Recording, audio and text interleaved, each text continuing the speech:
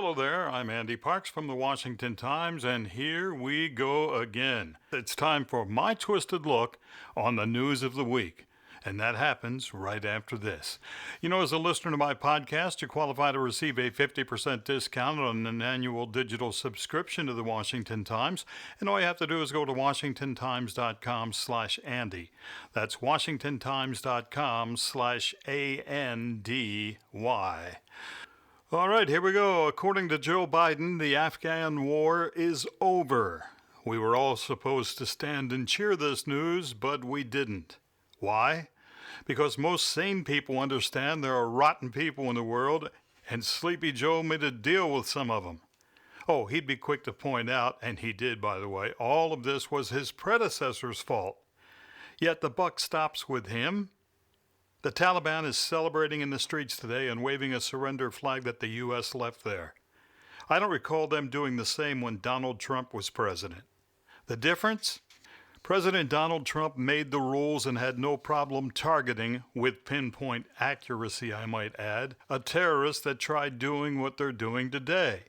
Setting off car bombs, going door to door killing people, celebrating, taunting the U.S., claiming victory, and not only telling the world but showing the world this administration's weakness. By the way, nice work, Joe. Let's give the Taliban a list of the 2,000 or so Afghans that helped the U.S. combat the terrorists over a 20-year period. Who thought that was a good idea? How dumb can someone be to hand over information like that to the enemy? A bunch of killers. Then Crazy Joe stands before the American people, declares the war is over, claims the withdrawal was an extraordinary success. Are you kidding me? A success? 13 American service members killed, hundreds stranded. That's an extraordinary success? Joe Biden, on at least 21 occasions in TV interviews, said we would leave no one behind. Now he says those left behind actually wanted to stay. Huh? Well, then why are Americans still begging to get out? Oh, yeah, nothing to see here. Move along. We're Democrats. And the 13 service members killed? They returned to America last week in what is supposed to be a dignified transfer. Joe Biden ruined that for the families of those slain. He constantly checked his watch, and when given the opportunity to console family members, he made it about him and his son, Beau. You know, Beau was a military lawyer and officer in the JAG program. A few years after leaving the service, it was discovered that Beau suffered from a type of brain cancer that ultimately led to a stroke, and he died in 2015. It was a sad occasion indeed. No one or no one's family should have to suffer that kind of loss. But for Joe to constantly invoke his son's name for political purposes is shameful, and he did it again in his address to the nation on Afghanistan. He also presented an attitude, one of, you better know that I'm right. No, Joe, you are wrong. And in this case, dead wrong. What happens next? Nothing good, that's for sure. A terrorist playground has been reopened, and to sweeten the pot, we, the USA, left $83 billion in goodies behind. Armored vehicle, rocket launchers, rifles, fighter jets, Black Hawk helicopters, and more.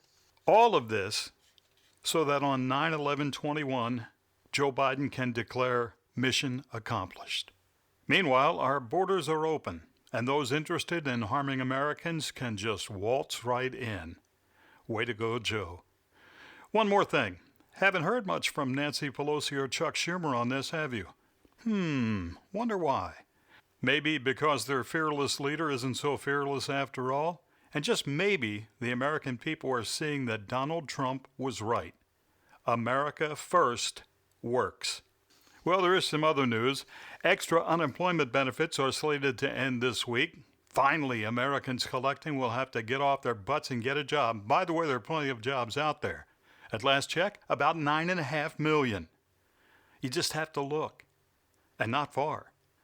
Now, at least one group is filing suit against the government for ending the extra $300 a week in federal money. That's on top of the state benefits, of course. So let me get this straight. They don't have the money for everyday things, but they do have money to pay lawyers to sue. Makes sense to me. How about you? Sounds like a lot of people have enjoyed the free ride and never want it to end. Don't be surprised if the Biden administration caves in. We'll watch and we'll see. From the Rules for Thee and Not for Me column this week comes this. In New Mexico over the weekend, Massachusetts Senator and professional dingbat Elizabeth Warren and friends were partying at a wedding for Biden's Secretary of Interior, Deb Haaland. Of course, they were not wearing masks, and the practice of social distancing wasn't happening. And this after the governor, Michelle Grisham, another left-wing dingbat, reinstated the mandatory mask policy endorsed 2 weeks ago regardless of your vaccination status. Photos show Warren having a grand old time laughing it up with her buddies. No wonder people have had it with all this COVID-19 crap. Hurricane Ida makes its way up the East Coast, unleashing its awesome power. Wow, did it destroy New Orleans and surrounding cities and states. As people fought to maintain any sense of normalcy, TV weather people made fools of themselves on camera for the world to see. Why is it that these folks feel it necessary to get right in the wind and rain and report the bad weather? I guess maybe because Dan Rather made his start by strapping himself to a palm tree in a hurricane many years ago. The latest was NBC's Al Roker, the 67-year-old lead weather guy for the network. It was actually funny watching Al get thrown around like a rag doll. Note to Al, stay away from the water when the winds are 120 miles an hour, okay? There was an even funnier moment when a Weather Channel reporter was standing leaning into the high winds and rains, and while reporting, a guy is seen in the background doing cartwheels in the street.